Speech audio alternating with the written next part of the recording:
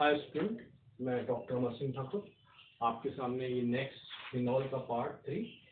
पिछले पार्ट में हमने देखा था reaction with similar to alcohols, है ना। केमिकल प्रॉपर्टीज थी फिनॉल की और उसमें देखा था reaction with similar to alcohols.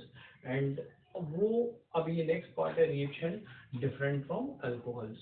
तो इसमें सबसे पहली कौन सी हमारे पास, सबसे पहली है कोलविल रिएक्शन।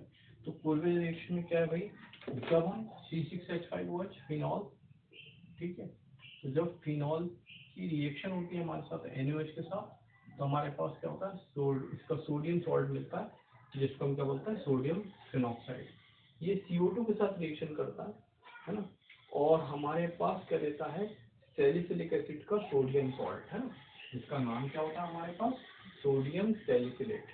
ये एसिडिफाइड कर लेता है HCl से, डाइल्यूट HCl से हमें क्या देता है, सैलिसिलिक एसिड, या जिसको हम क्या बोलते हैं 2-हाइड्रोक्सी बेंजोइक एसिड। ठीक है, तो ये थी हमारे पास Kolbe reaction. When phenol react with NaOH to form sodium phenoxide, and sodium phenoxide react with CO2 and form sodium salicylate, which is the sodium salt of the salicylic acid. And now this sodium salicylate acidified with dilute HCl and gives us salicylic acid या two hydroxy benzoic acid. This is the Kolbe reaction. Then next हमारे पास जो reaction है, next है Reimer Tiemann reaction. तो treatment of phenol with chloroform in the presence of alkali at 60 degree centigrade results in the formation of ortho-hydroxybenzaldehyde and para-hydroxybenzaldehyde. This reaction is known as Reamer-Tiemann reaction. Short form में लिखा Reamer-Tiemann reaction.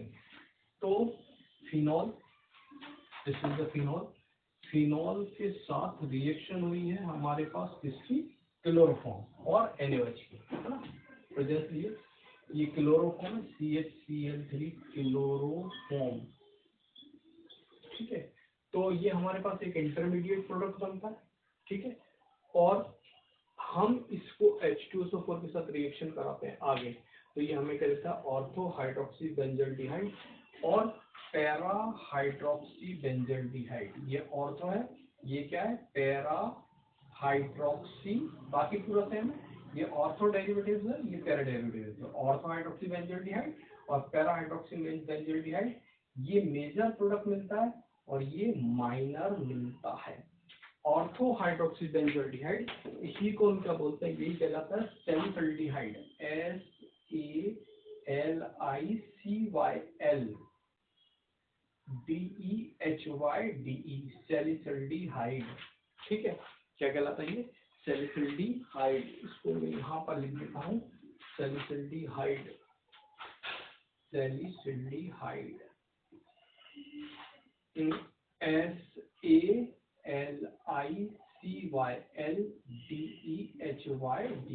सैलिसल्डिहाइड। ये एक major product मिलता और ये minor मिलता। अब एक आगे की बात करें, इस रिएक्शन में अगर हम क्लोरोफॉर्म के प्लेस पर, है ना, कार्बन टेट्राक्लोराइड ले लें, CCl4 का carbon tetrachloride, carbon tetrachloride, carbon tetrachloride, ठीक है।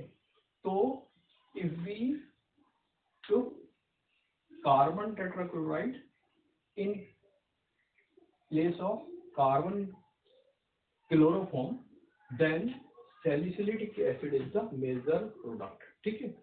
अगर हम इस रिएक्शन में क्लोरोफॉर्म के प्लेस पर कार्बन टेट्राक्लोराइड लेते हैं तो हमारे को क्या मिलता है, हमारे को जो मेजर प्रोडक्ट मिलता है वो क्या मिलता है, सैलिसिलिक एसिड, है ना।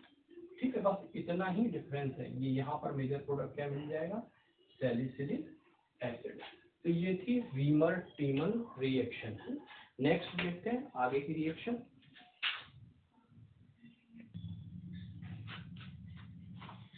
कपलिंग रिएक्शन, ये है बेंजीन डाइजोनियम क्लोराइड C6H5N2Cl। आप चाहें तो इसको इस फॉर्मेट में भी लिख सकते हैं, C6H5N2Cl बेंजीन डाइजोनियम क्लोराइड। जब ये फिनॉल के साथ रिएक्शन करता है तो क्या बनाता है, पैरा हाइड्रोक्सी एजोबेंजीन, ठीक है, प्रेजेंस किसकी, बेस की, ठीक है, और साथ में क्या बनता है, NaClH2O। तो when phenol react with benzene diazenyl chloride in the presence of NaOH, then para hydroxyazobenzene is formed, which is a red color dye. This reaction is known as coupling reaction. ये reaction क्या कहलाती है, इस reaction को हम क्या बोलते हैं, coupling reaction. Now next आगे की देखते हैं हम next reaction.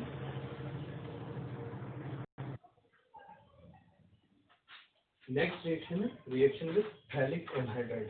ये जो आपको दिखाई दे रहा है ये है हमारे पास phthalic anhydride, PTHALIC, phthalic anhydride,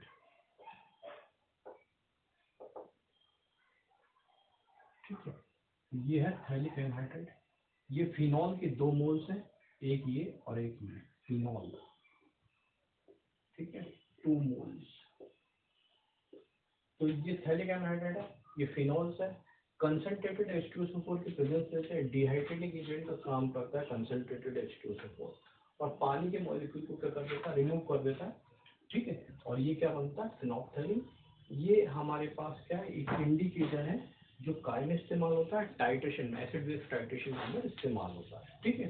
तो ये फिनॉल, ये थैलिक एनहाइड्राइड का मॉलिक्यूल, ये फिनॉल को C6H5OH को हमने इस प्रकार से लिखा है, फिनॉल का फार्मूला था C6H5OH, ये एक हाइड्रोजन इसका बाहर निकाल दिया, थैलिक एनहाइड्राइड का ये ऑक्सीजन और रिंग का ये 2 हाइड्रोजन H2 के फॉर्म में एलिमिनेट हो जाते हैं, ठीक है, और ये फिनोल्फथालीन फॉर्म होता है।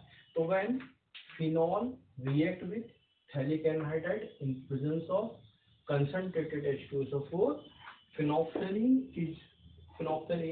is formed. Phenolphthalein is an indicator which is used in acid base titration. Now next reaction हमारे पास आगे की देखते हैं। नेक्स्ट है फ्रीडल-क्राफ्ट रिएक्शन।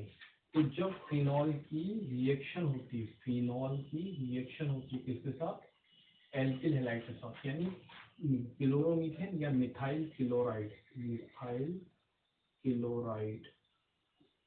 ठीक है, किसकी प्रेजेंस में, एनहाइड्रस AlCl की प्रेजेंस में, तब क्या बनता है हमारे पास, पैराक्रिसॉल, ठीक है। और थोड़ी क्वांटिटी में हमें ऑर्थोक्रूसॉल भी मिलता है, ऑर्थोक्रूसॉल भी स्मॉल क्वांटिटी मिलता है, मेजर प्रोडक्ट यही मिलता है, ठीक है।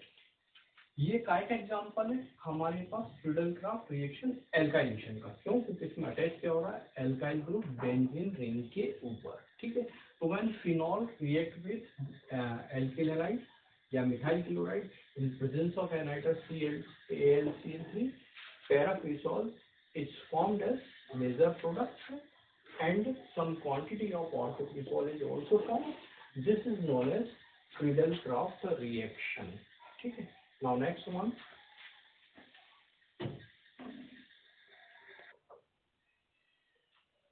next है Lederer-Menasses reaction। फिनॉल को हम फॉर्मेलिन के साथ रिएक्ट कराते हैं।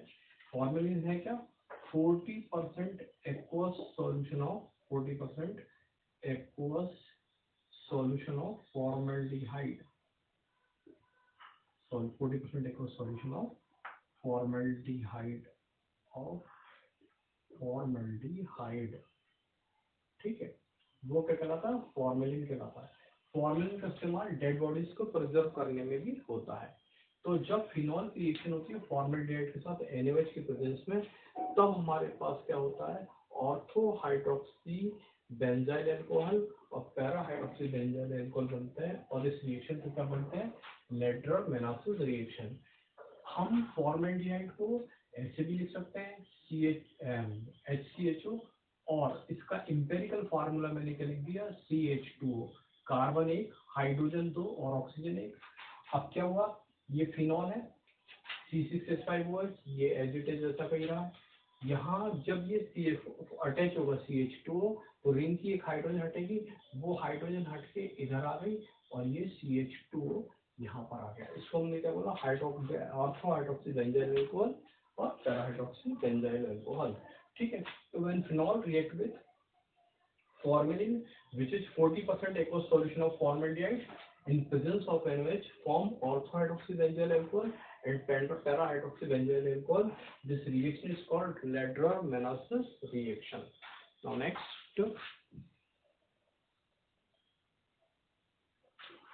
इस रिएक्शन में अगर हमारे पास फॉर्मल्डिहाइड की क्वांटिटी अधिक होगी, ठीक है, तब उस समय हमारे पास क्या मिलेगा, ये मिलेगा बेकेलाइट, ठीक है, बेकेलाइट।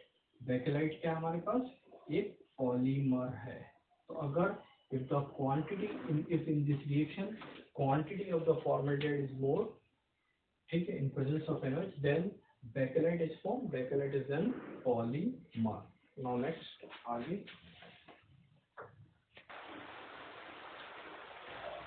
नेक्स्ट है हमारे पास रिडक्शन, है ना, और hydrogenation. Hydrogenation means attachment of hydrogen.